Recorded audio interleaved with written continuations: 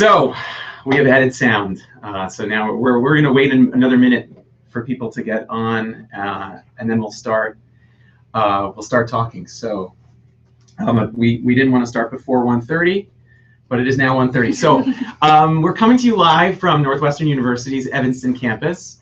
For those of you who are in the MOOC, which I assume is most of the people watching, you will already know that I'm Barry Wimpfheimer, and seated all the way to my left is Sarah Wolf. Sarah and I have been involved visually in the MOOC for a while, so you'll be familiar with us already. But to my left here is my colleague Mira Balberg, and I have to say that she was the original intended partner for the MOOC production. Mira is my colleague here in religious studies and a world-renowned scholar of rabbinic literature herself. It unfortunately didn't work out for her to be one of the co-teachers of the MOOC, but I'm delighted that for this Google Hangout, we have the opportunity to talk to Mira. And I'm going to start by actually asking Mira if she can introduce herself by way of talking about her autobiography as a scholar, as a student and a scholar of rabbinic literature. So first of all, thank you so much for inviting me. It's a pleasure to be here, and it was a pleasure to look from the side how amazingly popular this class has been, and it was very encouraging for me personally to see this immense interest in rabbinic literature and the Talmud. So I am, I suppose, a very generational phenomenon in a sense. I am Israeli in origin. I grew up in Israel, and I grew up in an Israeli secular family, very Zionist, but one for whom their Zionism was their main Jewish identity. So the first time I actually ever saw a page of Talmud was when I was 20 years old, and I went to the Hebrew University, and because of certain ideas that prevailed in the Hebrew University at the time, to a certain extent still do, but what it means to be an educated person, we were all required to take a sort of a preparatory introductory class in Talmud. When you say all undergraduates? Not all undergraduate, all undergraduates whose major in the Israeli model is one in which you decide your major before you even go in. Anyone whose major had anything to do with Judaism or Hebrew culture. So whether it was, Hebrew literature or Hebrew language or Jewish history or anything like that. In my case, it was Hebrew Bible, which was a major.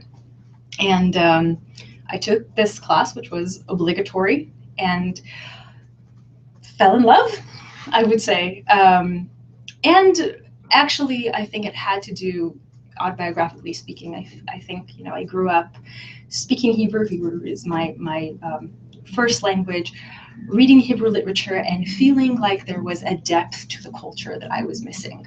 Like there was a certain there were layers of meaning, layers of profundity, layers of allusions and connotations that I was missing because I didn't have access to those texts. And so by starting to study Talmud, kind of, just because I was a required class, I'm like, oh, wow, this is the thing that lies underneath my contemporary, modern culture. And it became my pursuit. And in my second year of undergrad, I joined the Department of Talmud at the Hebrew University. That was an undertaking. So for some of our viewers, I think the idea of a Department of Talmud, yes, that's right, might be surprising. Do you want to say a little bit about the Israeli education and the Department of Talmud at the Hebrew University specifically? So the Hebrew University, which was founded in 1925 in Jerusalem, was really built on the idea of being a university for the Jewish people as such. And therefore, I think a critical dimension was that education in the various dimensions of Jewish creation is not sort of one thing that you can do, but is the main responsibility of this university and what distinguishes it from other universities. So our joke used to be that every book has a department. We have a department of Bible, and we have a department of Talmud. Jewish philosophy is under what is known as Jewish thought, but it's not part. There's general philosophy, that's something different, and then there's Jewish philosophy. And Talmud, which was really, I think, sort of the jewel in the crown for a while, has its own department, a very renowned department with a lot of history, a lot of sort of local patriotism. And all three of us, actually, Sarah, Mira, and I have spent time at the Department of Talmud in Hebrew University. This is actually where we met first. Yeah, Mira and I met in 2001, I think, at Yeah. the Hebrew University Talmud Department. Mm-hmm. And the thing is that for our audience, it's important to point out that the Talmud department doesn't just cover the Talmud. Mm-hmm. It covers all of rabbinic literature. So the term Talmud is used as a catch-all for all of rabbinic literature, including medieval commentary, culture, and so on. Yeah. Mm-hmm. So this is where I did my undergraduate degree. It was I was part of a new phenomenon, as I said, in the sense that I was one of very few women to pursue this, and perhaps more exceptionally, I think I was the only person who did not have an Orthodox background. So I was quite a curiosity for a while. I think the field has evolved significantly in the last decade and a half, and this is not as unusual as it used to be. But after pursuing a master's also at the Hebrew University, I realized that I needed to get some different perspectives, be introduced to some different methods, have more interdisciplinary exposure, and decided that my PhD would be pursued in an American university, which I specifically did at Stanford. So you did a master's at the Hebrew University in the Talmud department, and then you came to Stanford. And what department was your doctorate in? Religious studies. Yeah. So that's already a difference between between the two countries and how Talmud or rabbinic literature is studied. That in Israel you have a dedicated Talmud department, and in the United States, I mean, we're at Northwestern, we're in a religious studies department, so we have different issues. Can you characterize the difference? That's one difference, but there are lots of differences between how the Talmud is studied critically in the United States and how it's studied critically in Israel. And obviously these are generalizations that are not true of everyone. There are different scholars who do different things in both countries. But so I think that, a few, say 10 years ago, the differences were very, very notable, very noticeable, and it was really seen as those, an ocean separates them, quite literally and figuratively as well. Today, some of those differences have, I think, been minimized to some extent. But I will say, I can maybe tell a little anecdote that would exemplify this. When I wrote my first paper at Stanford at the Department of Religious Studies with my advisor, Charlotte von Robert, who's still at Stanford, I wrote about a chapter of the Mishnah in the kind of not often looked at tractate named Ohalot, which is a tractate in the last order of the Mishnah, the order of purities, Talmud, that deals with impurity of spaces. I wrote my paper about this, and my advisor read it and said, "Why should anybody be interested in this text?" So, what do you mean? Because it's there. I was like, okay, so this doesn't work anymore. You have to now create the case for your readers or for anyone else why this is interesting, why they can gain something from looking at this text that they wouldn't be able to find otherwise. So that sort of, I think, approach that says, we are now trying to communicate with people who perhaps are interested in philosophy or interested in anthropology or interested in ancient cultures, and we're trying to create a bridge that would make our very unique texts comprehensible and compelling to them. And creating those conversations across boundaries was a notable difference. So what were some of the ways that for your own work personally, being in this more interdisciplinary American model affected the way you approached your work and the sorts of questions you asked?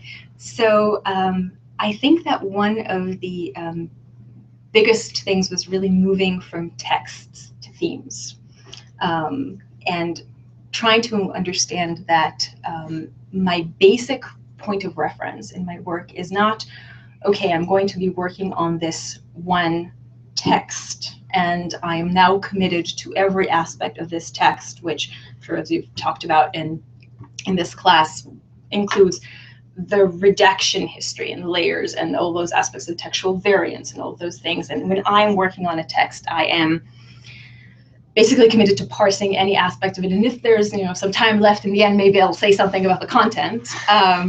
But rather understanding that this text is interesting me because I think interesting for me because I think it's exploring a question that I find intellectually gripping or important, or that is approaching a topic that other people in other settings and other genres have grappled with as well. So that attempt to find the questions or to find like the deep intellectual interests and using the text as bridges to do that has been, I think, the major transformation. So we're going to come back to that in a minute, but we have a question from Sure. someone who's watching. Michelle Johnston wants to know, can you say more about Talmud being the thing that lies underneath contemporary modern culture? Are you speaking about Israeli culture, Jewish culture? What does that look like? Can you share some examples of? Interesting. So I was thinking primarily about Israeli culture and specifically Hebrew-speaking culture. Hebrew is kind of an amazing phenomenon. It was the fact that, as I said earlier, my first language is Hebrew. This is sort of, I don't like to use the word miracle, but I think it perhaps is appropriate to use it here. So Hebrew was a textual language for centuries and centuries, and sort of revived as an everyday language in the late 19th, early 20th century. But it really sort of absorbed all those years of textual production. Hebrew still evolved when it was in texts, and there's so many words and so many sentence structures and so many expressions in Hebrew that are only comprehensible if you have that sort of facility with rabbinic text. So much modern Hebrew literature that builds on those things and assumes that you have those associations that I think was very prominent. But also, I grew up Jewish in Israel, where Jewish is sort of the public culture, and we celebrate the holidays, and we had little in school we were introduced to those to the various aspects of the tradition. And I didn't understand most of it. And I think for me, the most prominent example was the Pesach Haggadah. So, my family had a Passover Seder every year, and they read the Haggadah. And most of us didn't really understand much of what was going on there, and just read it because it was what you do. You wait for the food, and in the meantime, you kind of keep yourself busy by reading this thing that you don't quite understand, but it's okay. And only when I started reading it, I was like, oh, this is a halachic midrash. And now I know what it means. And now I know what it's doing here. And various, small traditions or customs or even the aesthetics of certain things became to me more understandable after this exposure. I think you were recently working on something related to midrash regarding Passover, right? Yes. Yes, I was. I'm currently, completing a book on sacrifice and rabbinic literature, and one of the topics that was interesting for me is the Passover sacrifice, which is this. Not many people know that the name of the festival, Pesach, comes from the name of a particular sacrifice that is offered, during the festival. It's the Pesach sacrifice, and I was curious to see what the rabbis do with it. So yes, I did some elaborate work on how the rabbis use the Passover sacrifice in their construction of sacrifice in general, and the Passover, and so on. So you went to graduate school at Stanford, and after Stanford, we had the great luxury of being able to make you an appointment here at Northwestern. The luxuries of the great merit of being able to appoint you here at Northwestern. And since being at Northwestern, you were able to publish a monograph. I think it's behind me somewhere over there. Purity, Body, and Self in Early Rabbinic Literature. So the book's been out probably about 18 months now, or 2 years? 2 years, since 2014. So can you provide our viewers and listeners with some idea of what the book's about, and also tell us something about how the book's been received or strangest responses you've gotten to All right. So the book is a book on primarily the Mishnah. So I am, my area is more early rabbinic literature, Mishnah, Halachic Midrashim, Tosefta, and so on. The Mishnah I mentioned earlier, one of its 6 orders, the last one is called Taharot, or purities, and it has got to do with all the aspects that pertain to ritual purity and impurity. Ritual purity and impurity basically biblically identifies approximately 7 or 8 sources, substances that require a person to perform some, ritual washing. So if they want to approach the holy precincts, it's pretty contained in the Hebrew Bible. The rabbis in the Mishnah, following actually much that happened before them, were very interested in this topic. Purity, ritual purity in general, is a way to sort of mark boundaries between different group members, between individuals.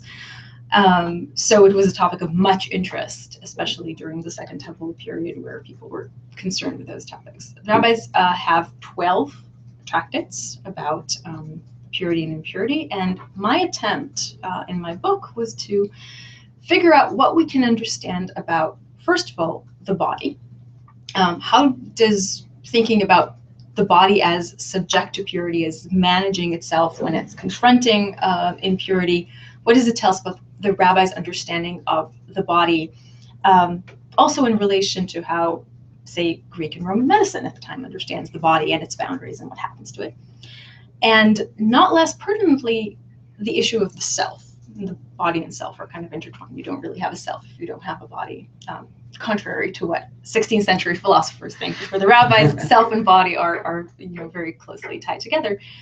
The interesting thing about purity is that it requires constant attention, because impurity is everywhere.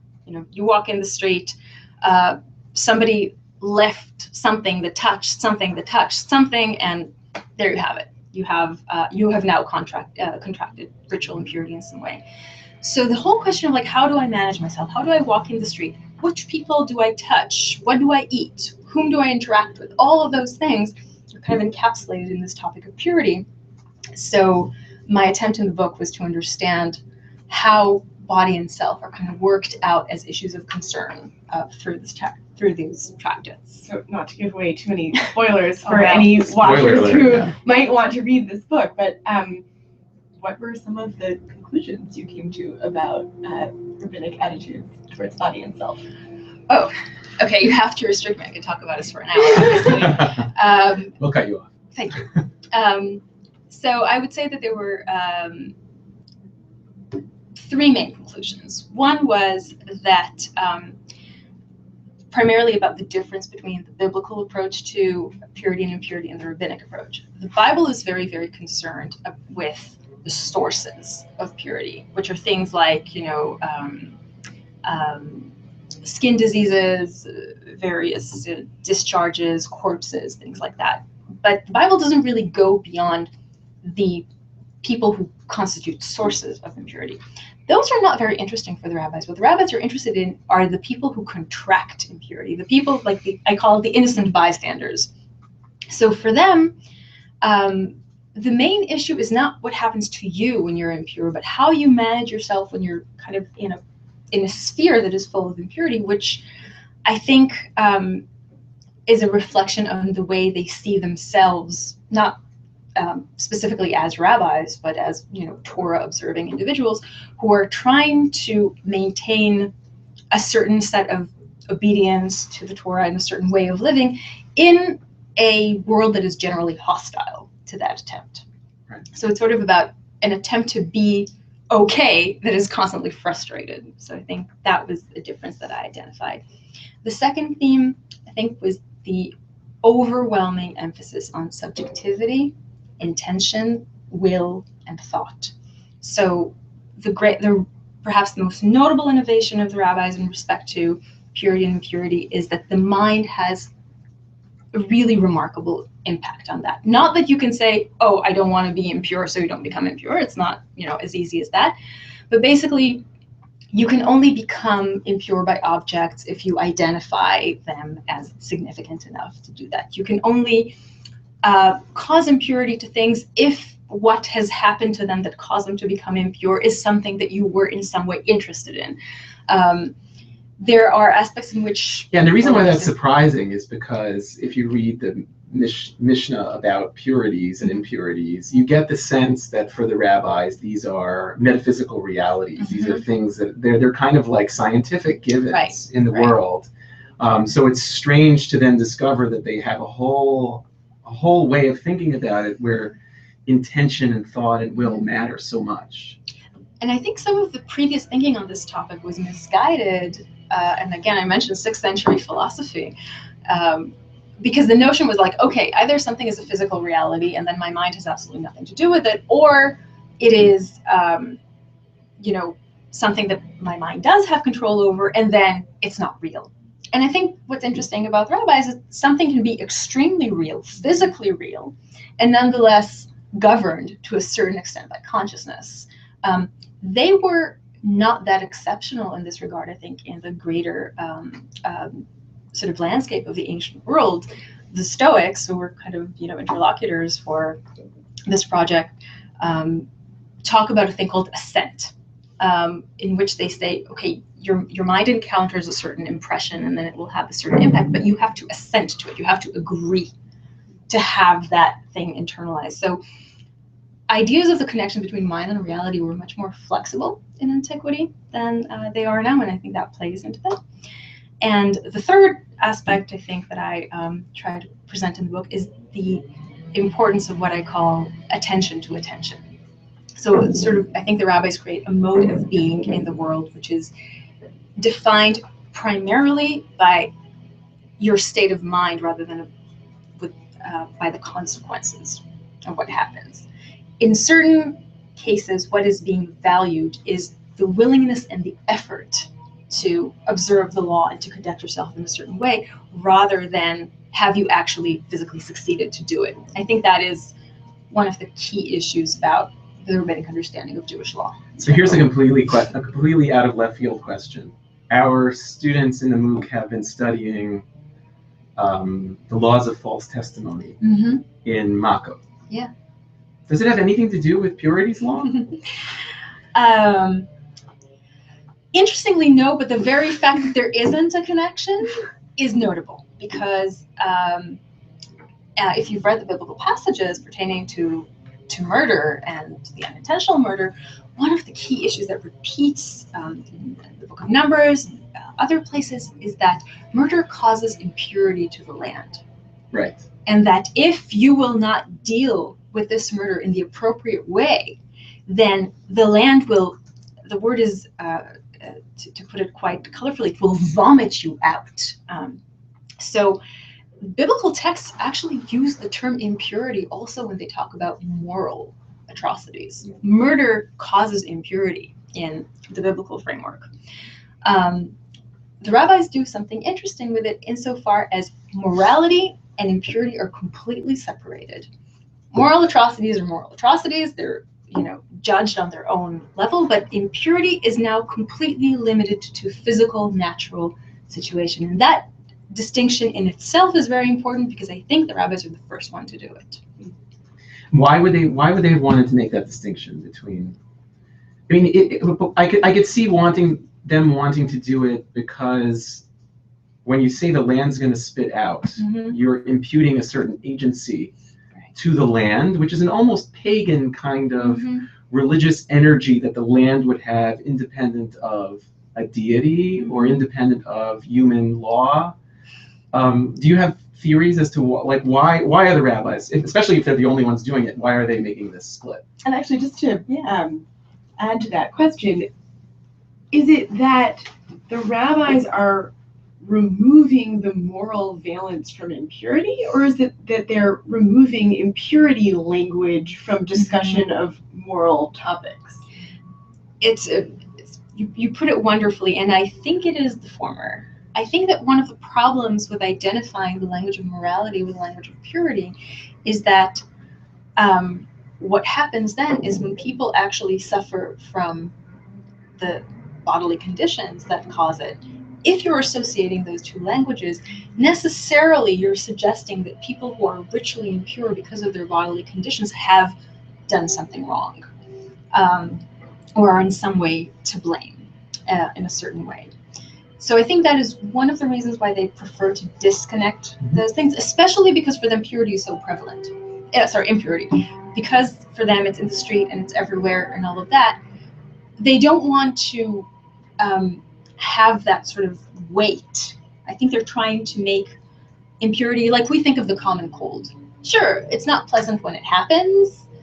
It's likely to happen to all of us at some point, and there's ways to deal with it, and it's okay. And I don't think they want to associate morality with that. And just so our viewers have a sense of just how common impurity might be, can you explain briefly, basically, what ways people might become impure?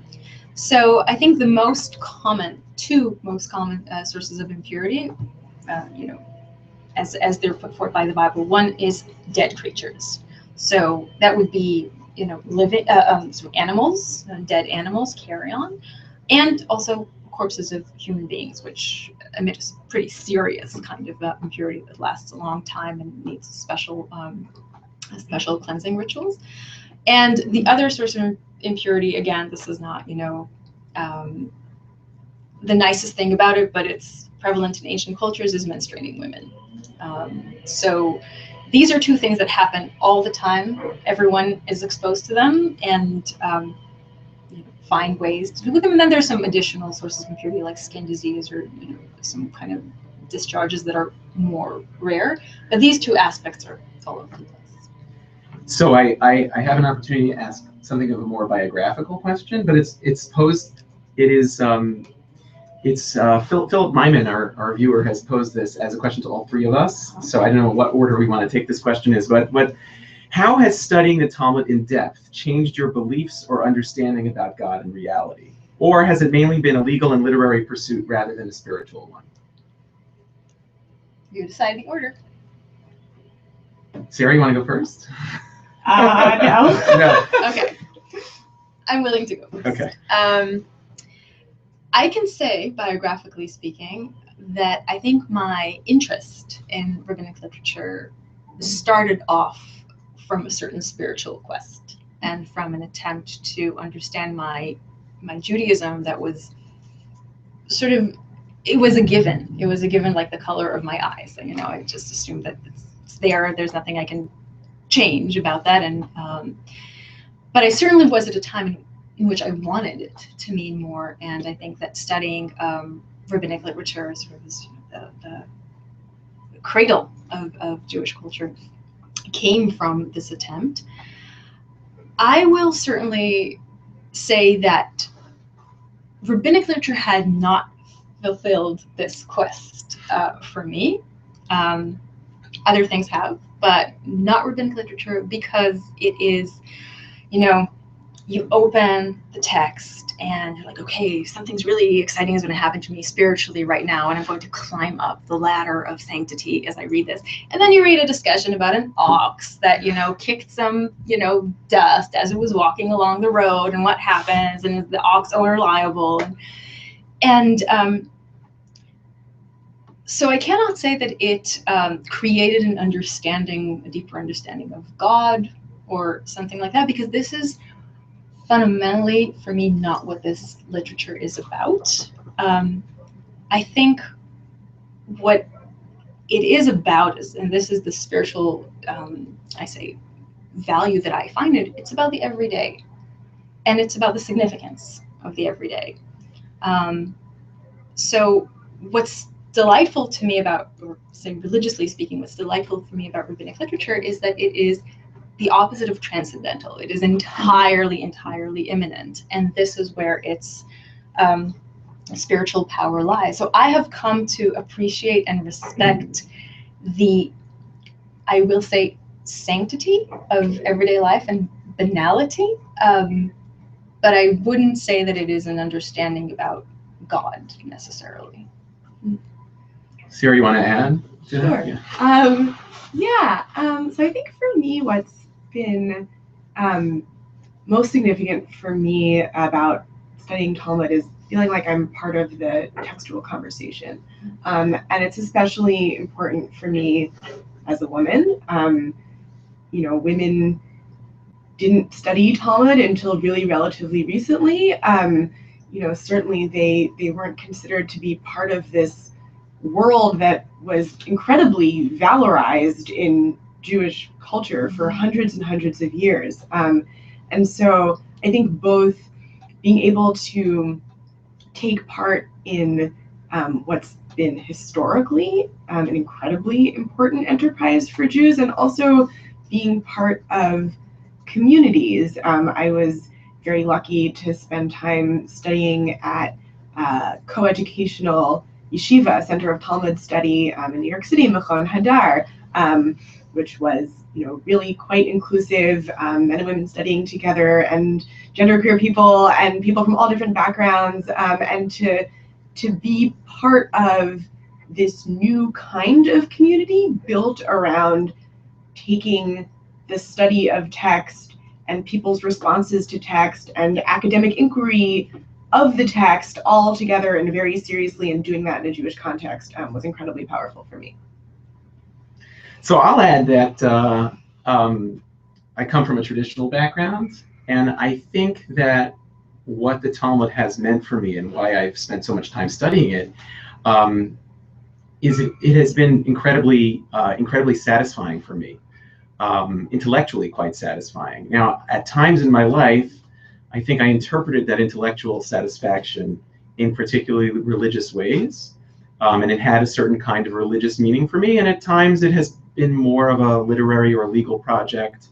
I think it's very hard to answer definitively by separating those things out, because I think we're all, as human beings, complicated mixtures of all these kinds of things. So, but I would tend to agree with Mira, particularly because my interests in the Talmud have really gravitated towards the legal materials, like the materials you saw in the like the materials you've been studying in the MOOC, which are about false testimony, which isn't always the most spiritually uplifting kind of topic. It's not inspirational. Occasionally the Talmud will go somewhere about, is punishment atonement? And then you kind of get excited briefly because there's a moment of like philosophical speculation about something that would be more spiritual. But for the most part, you are studying like close legal analysis of the everyday. But it does give you an appreciation for the attempt to make the everyday meaningful. So in addition to your monograph, Mira, you've also written a textbook that unfortunately for our viewers is in Hebrew. Yeah. Though we have some viewers who can read modern Hebrew, I remember you telling me at some point that this textbook was the book you wish you could have read when you came to Talmud at a relatively older age.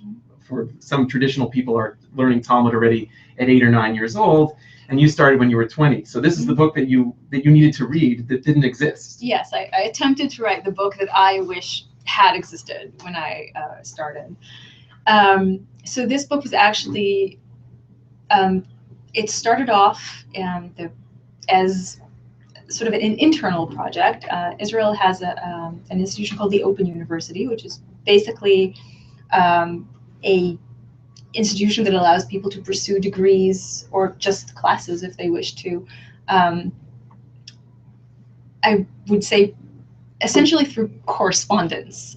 It's a precursor to MOOCs. It is kind of a form of distance learning. It is a form of and distance I think learning. nowadays most of their stuff is online. I would think so. Yeah. So there was a class taught there for a while, which was called, I believe, Time, Society, and Family in the Talmud. And they needed an introductory unit. They just needed somebody to explain, the basics of what is the Talmud. And I was approached in order to do this. It was back in 2010. So I tried to write the book that I wished had existed, and then it was well received. So it grew into its own independent book, which came out in 2013. What this book is really trying to do. What's the book called? What's the English title of the book? Gateway to Rabbinic Literature. Gateway to Rabbinic Literature. And in Hebrew? Petach lesifrut Chazal. Okay. Yes. What the book really tries to do is, I think, to go into, say, try to assume absolutely no prior knowledge of any sort, and to go with to start off with what the Israeli reader, for whom this is intended, probably knows, which is the Torah. The Torah, as in the written Bible, and particularly the Pentateuch, the 5 books of Moses or whatever. Say, okay, this is what it is, and how do we get from that to rabbinic literature, which is often called oral Torah, and so on. So it really tries to take a shared point of departure, and they say, okay, and this is how we got here, and this is how this thing stands in respect to the Torah, and this is how this text in respect to this text. And it's trying to do both a little bit of historical background, what's the difference between Palestine and Babylonia, what's the difference between early generations, later generations, but also trying to do a little bit of a, how does this text work? What are the main things that you can expect? And if you see this line, what can you pretty certainly assume would come next? So it's been, I think, my understanding of rabbinic literature was significantly enhanced by this exercise, because it's sometimes it has this dimension of a mystery cult to it. You just, one day you're just supposed to know how to read it. Right. And I was trying to do okay, this is how you actually hear all the tricks that you learn, that actually help you navigate through those texts that can seem very difficult. Yeah, I remember when I was in college and I got to an advanced math class, and the homework required that you write some kind of inductive proof. But there was never any class that taught you how to write an inductive proof. Yeah. And I remember asking the department, which is the class that I'm supposed to go to? Mm-hmm. And there was no such class. Right. You just kind of learn by doing. It's a model that I think would never fly in humanities, and certainly not in today's university. If we taught that way at Northwestern, people would give us very bad reviews, and we would be in big trouble with enrollments. Yeah. But I think the Talmud kind of had that kind of immersion was the only way to learn. Right. But immersion can be a pretty big barrier against newcomers. So one of the most challenging things about rabbinic literature in general, the Mishnah and everything else, is that it starts from the middle. It always starts, as they say, in medias res. It's always, there isn't any background. So I always give the example of the first passage of the Mishnah in the first tractate of the Mishnah, Tractate Brachot, which asks, from which time at night do you recite the Shema prayers of the evening? It's like, wait, nobody told me that I should recite the Shema. Nobody told me what is the Shema. Nobody told me what recitation means. And so is the thing that's most importantly right now is how those 3 different rabbis define the span of time in the evenings. Why didn't I get any background on this? But that's the magic. And that's the Mishnah, which is the best organized of rabbinic works. The one that is actually has multiple levels of organization and is laid out roughly in order, and still it's starting in the middle. So that is, one of the biggest challenges, and there's no introduction. But, when I started kind of expanding and studying some early Christian texts that have become interesting dialogue members, one of the amazing things about early Christian texts is they usually have an author, and the author says, okay, this is who I am, and I wrote this particular composition because I thought it's very, very important to convey to my readers point 1, 2, 3. And I would like you, when you read it, to think of those things and to remember those things. And then there's like a little conclusion that says, here is what I attempted to tell you. I hope you remember this, and now you go tell someone else. I was like, where is this thing for rabbinic literature? It has no introduction. It has no one that tells you this is what we intended to do here. So, yeah. So since many of our viewers probably would have a tough time reading a whole book in academic Hebrew, are there books that you would recommend for people who are taking this course but maybe haven't read any academic works or other works that are sort of introductions or give them a sense of what rabbinic literature is about? Oh, it's an interesting question.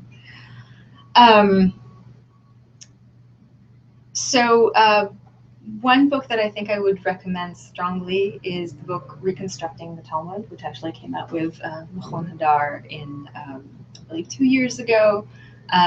Jason Rogoff and Joshua Cole. Yeah. I think this is the disadvantage of this book is that it is only about the Babylonian Talmud, and I want to remind everyone that rabbinic literature is not just the Babylonian Talmud, despite the fact that it's probably the most famous and most prominent of them. But I think this is one of the more sort of accessible and generous introductions, and it does a nice combination of showing people how to read text, but also exposing some cultural questions. So that is a really nice recent development in the field.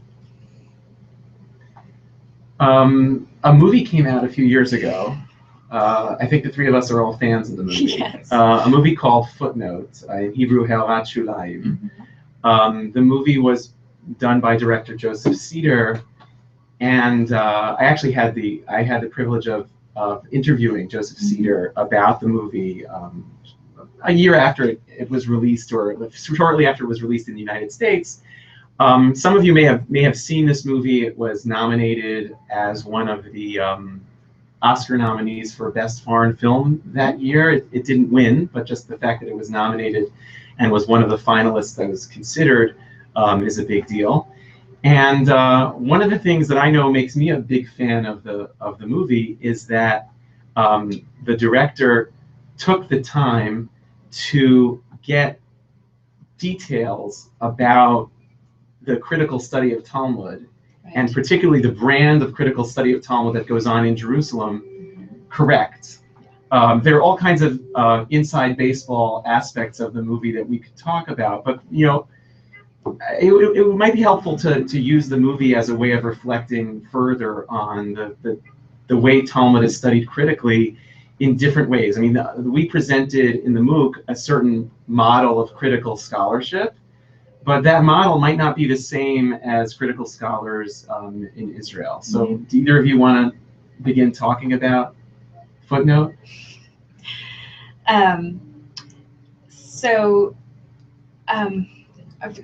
should interrupt you. Yes, sure. For those of our viewers who haven't yet watched Footnote, yes. The structure of the movie is that the movie is about a father and son, both named Skolnick. Skolnick is their last name. The name Skolnick, incidentally, has some inside baseball associations, but I'm not going to go there. It also comes from scholar. Scholar, okay. Yeah. Father and son are both professors in the same department, the Hebrew University's Talmud department. And the premise of the movie is that the son wins the Israel Prize, a special cultural prize, which would be the equivalent of a Pulitzer Prize or something like that in the United States. The son wins the prize in Talmud for that year, but the committee mistakenly calls the father instead, because they have the same name, and informs the father that he has won this prize. And then there's a whole fallout that ensues from this initial mistake, as the son tries to protect the father from learning the reality of the mistake. And the father uses his newfound confidence from winning the prize to kind of take things out on his son. So there's a lot of sort of father-son conflict in this film. And that's why the film was so well received and so widely received, was because you don't actually have to know much about the Talmud to get the major plot dynamics about the drama between the father and the son. But that being said, for the three of us here who work in this field, it's kind of exciting that they've taken a section that of our lives, the sort of small corners of university libraries in Jerusalem, and shown a spotlight on that. So what reflections do you have? Right, and also just for the sake of those who have and those who haven't seen the film, to get back to what we were talking about earlier in terms of the difference between Israeli and American scholarship, the father Skolnick in the movie is sort of the paradigm of the Israeli scholar. And the title of the film, Footnote, is a reference to the fact that his great life accomplishment is the fact that he was mentioned in a footnote, that his work was considered enough to be cited in a footnote. I don't remember, of one of the founders of the field, which sort of corresponds with a mythical founding figure of the Talmud department in Jerusalem too. Yeah. Right. So tension between the father and the son kind of represents also this tension between the two paradigms of scholarship and the kind of difficulty that the Israeli traditional old guard might have with this sort of emerging American paradigm. Yes, no, I think the movie is extraordinary, and I think has brought many Talmud scholars to movie theaters that they wouldn't have visited otherwise. For me, I think the ultimate scene in the movie, and it's not spoiling anything, so I'll share it because I think it is one of those insightful capturing of those different approaches to critical scholarship, as you've described it. The father, after his mistaken awarding of the prize is declared, is interviewed by a young journalist and who asks to learn about his work. And he kind of begrudgingly is interviewed. And at some point, she sort of asks him about the difference between what he does and what his son does, which, as Sarah was saying, is in a way akin to the Israeli-American difference. Although, as I said, I think those differences are kind of becoming more of a thing of the past now. And he gives the following metaphor, and he says, imagine that somebody finds, this separate pieces of clay, like shards of clay, and he spends years and years measuring those pieces of clay and like trying to figure out from which place each one of those pieces came and what is it that they were used for and to which time we can date them and all of those things, and years of effort about those pieces of clay. And then somebody else comes and just like that, without giving any attention to all those different provenances and times and places of the piece of clay, builds a jug from them. And the journalist is, so you don't like the jug? And he says, there is no jug. That's what I'm trying to tell you, that there is no jug. And I think this is the critical difference. I mean, we all immediately find this relatable because I think that one of the most dominant aspects of the sort of Israeli classical approach to rabbinic literature in general was to basically try and take a text that seems like it's one and say, well, actually, this piece comes from this time, and this was integrated at a later period. And this is actually the result of a mistake that somehow got copied from another text. And it was all of those attempts to figure out why something that perhaps looks like one is actually lots of different shards, different pieces that are not necessarily coming into something together, whereas what has been done, again, this is just a generalization, but the more American approach, where we're like, okay, but now we have a text, and now we want to say something about it, without necessarily, wanting to be held accountable for all those different pieces and how they come together. So it's always a balance to strike.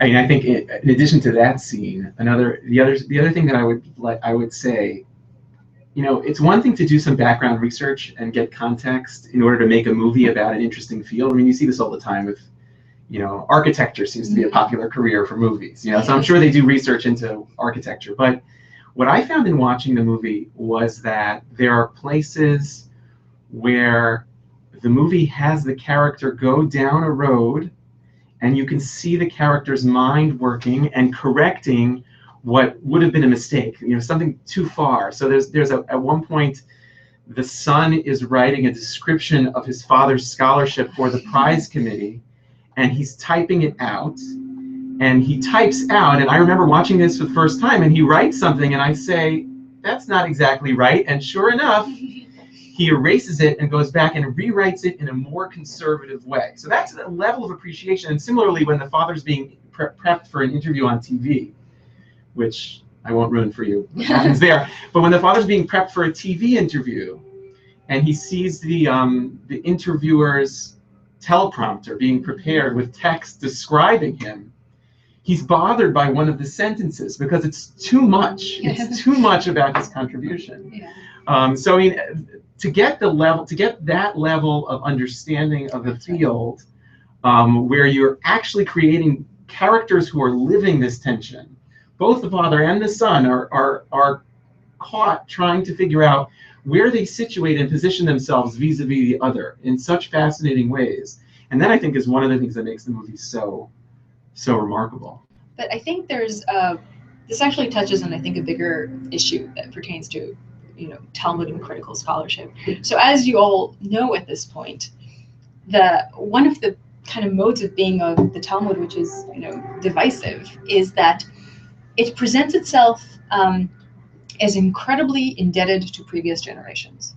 And I'd say traditional mode of Jewish learning is to say, I'm nothing.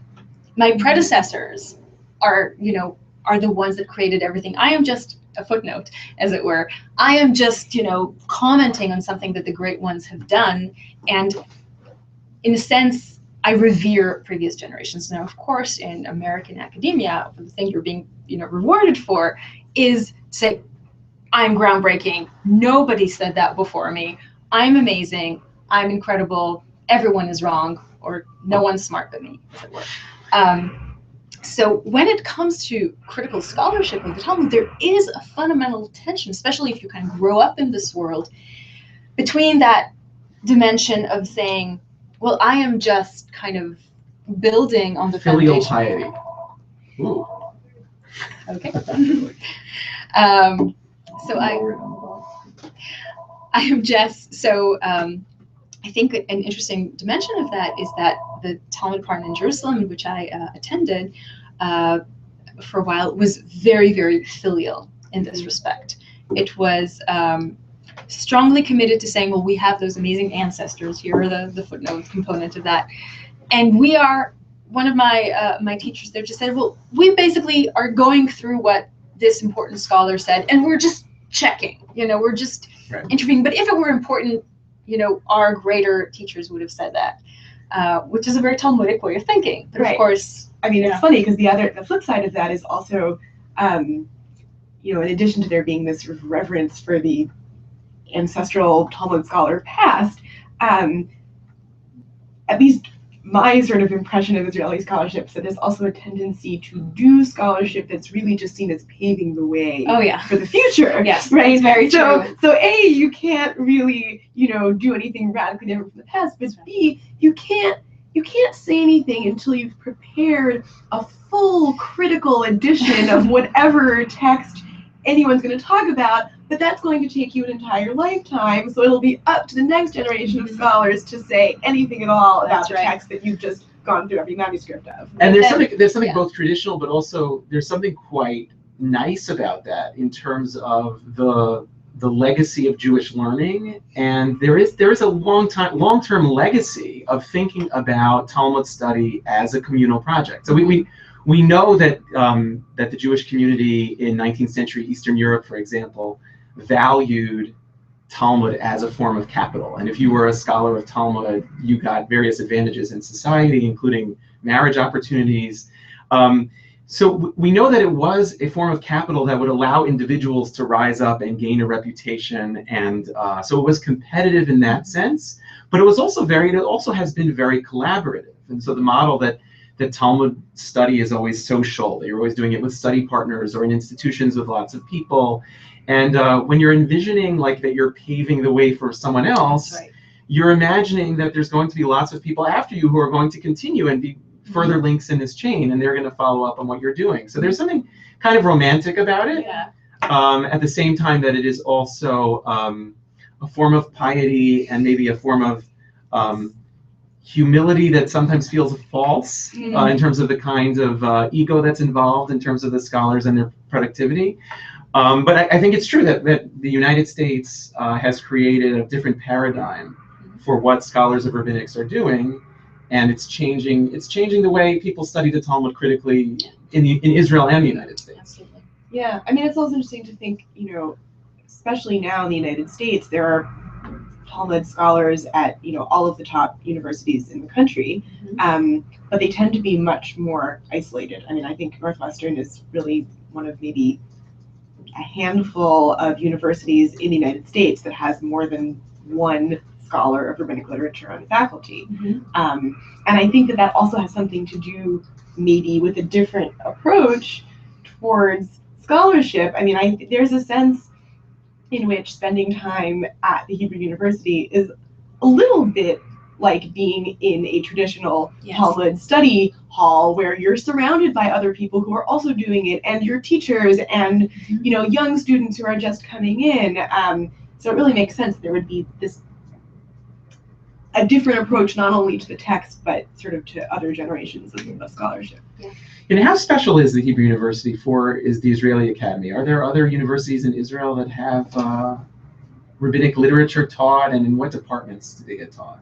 So the most notable parallel would be Bar-Ilan University, which is actually a religious university, kind of defined as such, and has a very strong core curriculum in Jewish studies. And Bar-Ilan University has a designated department of Talmud.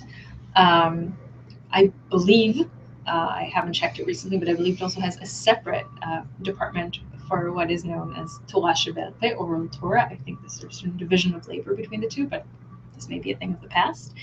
Tel Aviv University has a Talmud track, or urban literature track, in their greater department of Hebrew culture, and it has currently several Talmudic scholars. One of the, I think, an example of a person that whose work I find particularly admirable is Yishai Rosentzvei, and I think Yishai is one of those people. When I was saying earlier that those differences between the American and Israeli approach to some extent are being bridged, I think he's one of the pioneers of the attempt. Yeah, he has. Yishai Rosentzvei, who's at Tel Aviv, has at least 2 books that are out in English. Yes. So that would be one of the major differences, is starting to write books in English. Yes. Yeah. Both books and in English. So, and he also has some wonderful colleagues there.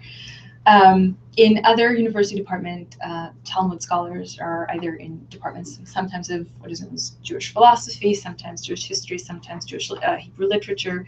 So it varies, but usually there is more than one.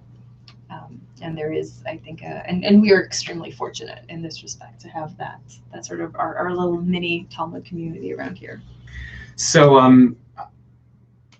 a provocative question, a thought question from one of our viewers, Steve Friedman writes, traditionally, is the oral Torah any less authoritative than the written Torah?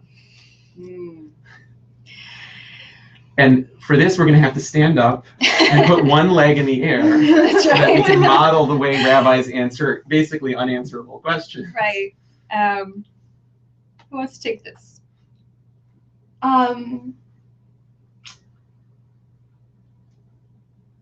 Yeah, so at some point, there was a division that became established, that did become traditional between the written Torah and the oral Torah. And this kind of was played out in terms of very practical legal considerations, sort of rules about different punishments if you violated a law of the written Torah versus a law of the oral Torah.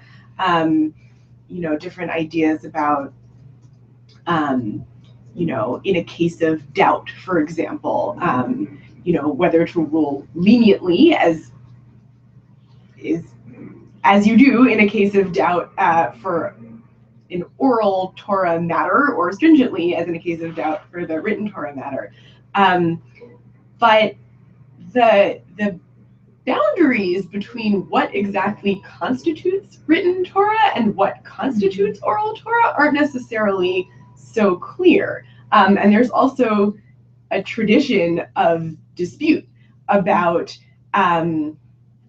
whether a rabbinic interpretation of a law in the written Torah should count basically as a written Torah because it's based really on this law that's found in the written Torah, or as oral Torah because really fundamentally it's rabbinic interpretation. So yeah, it's unclear. I'll add that the other major difference between them has to do with the technology of writing. The distinction was preserved that oral Torah had to be preserved orally, so you couldn't write it down, or you generally didn't write it down. But I don't know, does that make it inherently less authoritative? Probably. I mean, probably if you have veneration of the written Torah through synagogue rituals, and you're referring to your synagogue, you're referring to your Torah scroll for midrash in a variety of ways, it probably has a slightly higher degree of authority, at least in the early part of the rabbinic period. But then as you go along, as you get further into the rabbinic period and the post-rabbinic period, some of these differences probably disappear a little. And I will just, the last dimension I would add to that is to, since you, I think our asker used the word traditionally, if we're looking at it from a perspective of modern Judaism, we have to remember that there's a social dimension to that.